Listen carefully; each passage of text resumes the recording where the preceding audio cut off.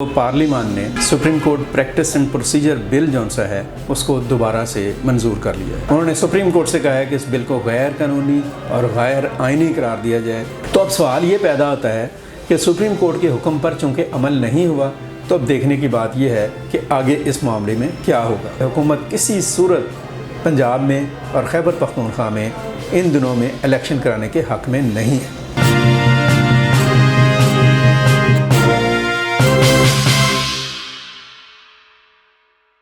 السلام علیکم ویورز، اشرف cell official میں آپ کو خوش آمدید۔ آج ہمارے پاس دو تین خبریں ہیں پولیٹیکلی اور نیشنل لیول کے اوپر۔ ایک تو پارلیمان نے supreme court practice and procedure bill جون سا ہے اس کو دوبارہ سے منظور کر لیا ہے۔ آپ کو یاد ہوگا صدر مملکت ڈاکٹر عارف علوی نے اس بل کے اوپر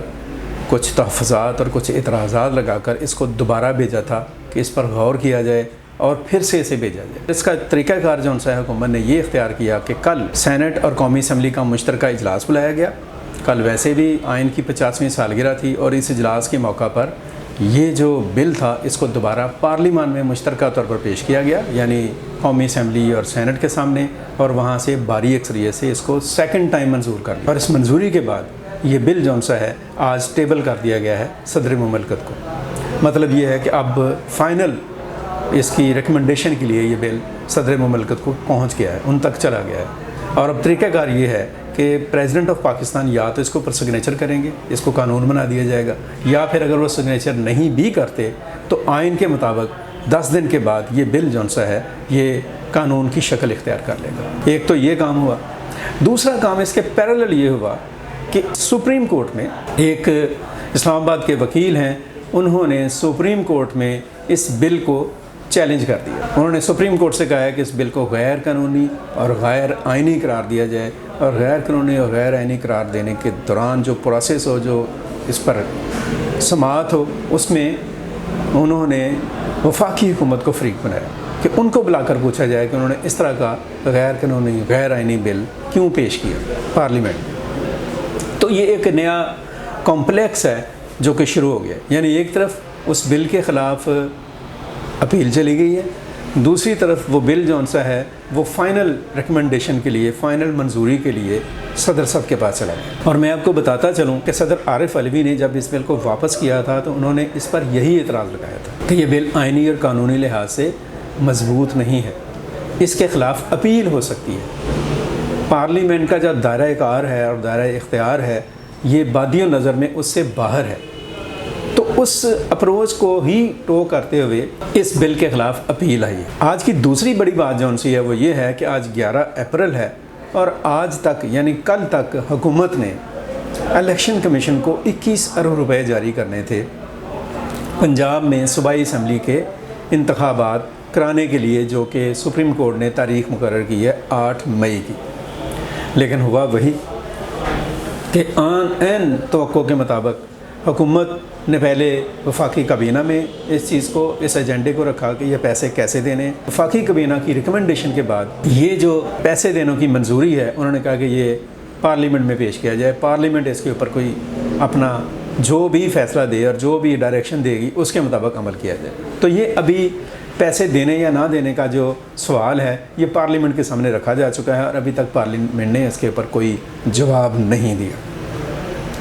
سپریم کورٹ نے الیکشن کمیشن کو حکم دیا ہوا تھا کہ اگر 10 تاریخ تک آپ کو پیسے نہیں ملتے تو پھر 11 کو ہمیں اب رپورٹ دیں تاکہ ہم اس کے مطابق کوئی ایکشن لیں۔ تو اب سوال یہ پیدا ہوتا ہے کہ سپریم کورٹ کے حکم پر چونکہ عمل نہیں ہوا تو اب دیکھنے کی بات یہ ہے کہ آگے اس معاملے میں کیا ہوگا، کیا ہونے جا رہا ہے۔ ابھی تک پنجاب اسمبلی، خیبر پختونخوا اسمبلی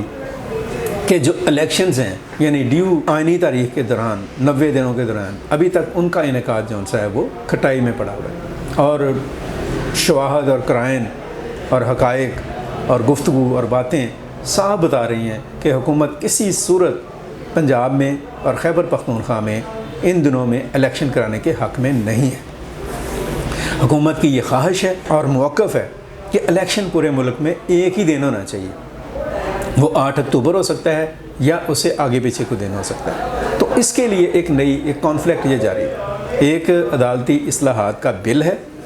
جو اپنی جگہ پر ایک آپ سمجھ لیں کہ پینڈلم بنا ہوا ہے، لٹکا ہوا ہے، ابھی صدر صاحب کے پاس ہے اور 10 دن تک اس کی منظوری کا امکان ہے۔ دوسری طرف اس بل کے خلاف سپریم کورٹ میں اپیل کی گئی ہے، اور تیسری طرف آج سپریم کورٹ کو بتایا جائے گا کہ الیکشن کمیشن کو پیسے ابھی تک نہیں مل سکے، تو اب کیا کرنا ہے۔ حالات ویسے ہی ہیں،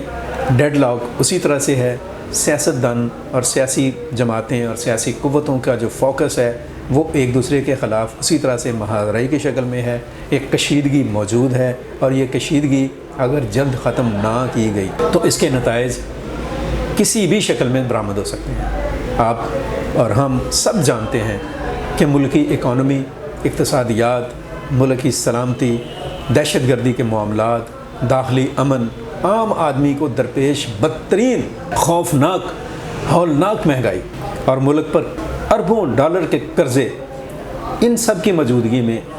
یہ سارا کچھ جو کھیل کھیلا جا رہا ہے، الیکشن کرانے ہیں، الیکشن نہیں کرانے، سپریم کورٹ کے چیف جسٹس کو از خود نوٹس لینے کا اختیار حاصل ہے، اختیار حاصل نہیں ہے، یہ اختیار کون استعمال کرے گا، سینئر ترین جج استعمال کریں گے یا نہیں کریں گے، اس قسم کے ہم جو واہمے ہیں اور اس قسم کے جو ابہامات ہیں اور اس قسم کے جو بحث مباحثے ہیں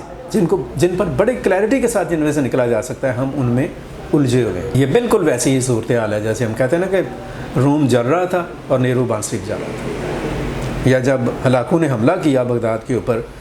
تو وہاں کے جو لوگ تھے وہ اس بات پر بحث کر رہے تھے کہ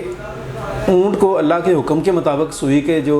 ناکہ ہے یا اس کا جو سوراخ ہے اس میں سے گزارا جا سکتا ہے یا نہیں گزارا جا سکتا،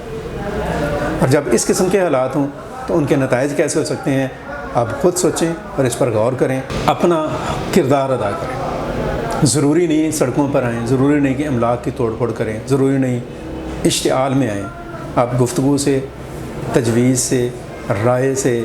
بات کر کے اور ممکنہ حد تک اپنی بات کو منوا کر حقیقت، سچائی اور جو زمینی حقائق ہیں